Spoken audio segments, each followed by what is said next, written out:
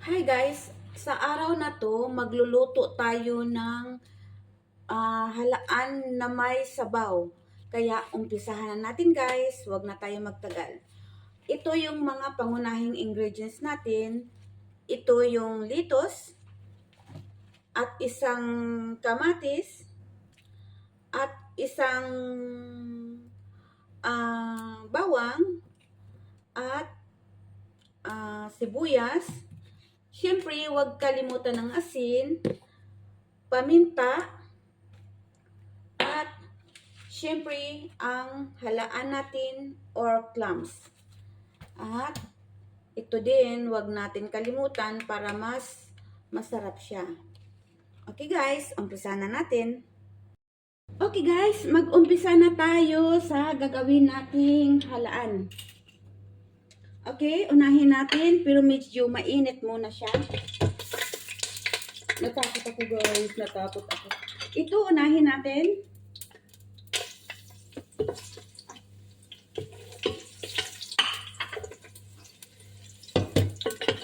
Paglagay.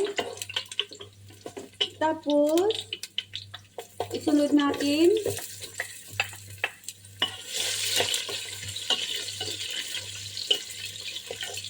Isunod natin ang kamatis. At haluin lang.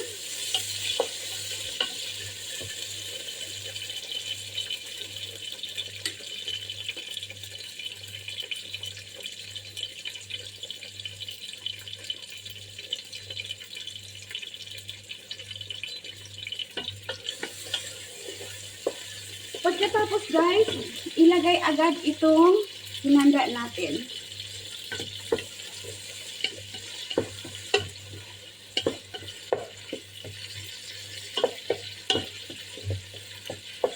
Tapos, ilagay natin ang clams or halaan.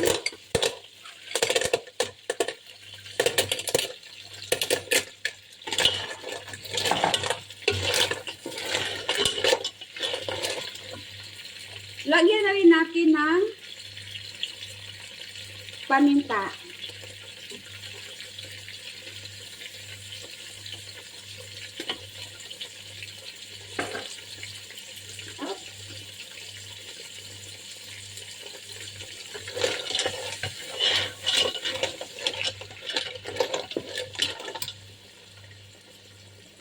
Tapos guys, lagyan na rin natin ng asin.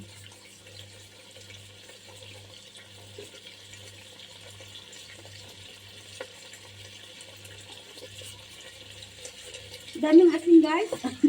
Konti lang yan guys, huwag kayo mag-alala. Tapos haluin siya.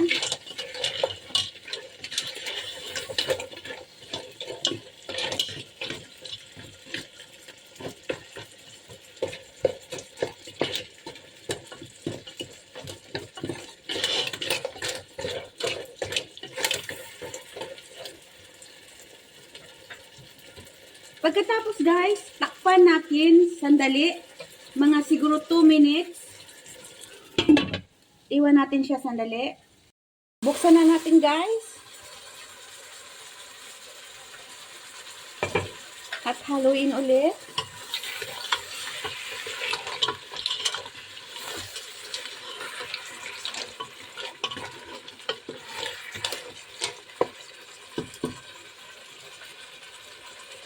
Pagkatapos guys, lagyan natin siya ng tubig.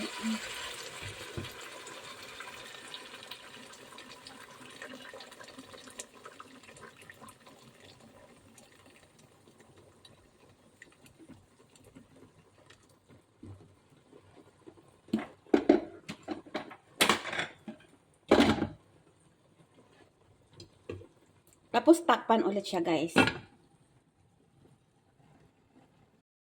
Pagkatapos guys, ilagay na natin tong litos natin.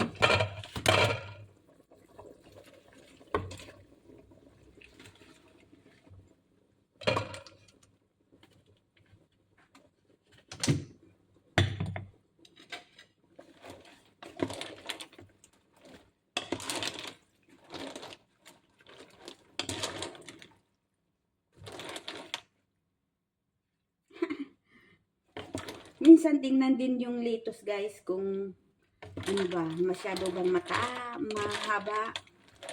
Saka na ilagay. Okay guys, dahil yung lettuce madaling maluto, so pwede na siyang takpan lang at wag nang pakuluan kasi 'di ba mainit naman yung sabaw na. At yun lang guys. Sana makatulong at kainan na. Yan na guys, tikman na natin yung niluto kong halaan.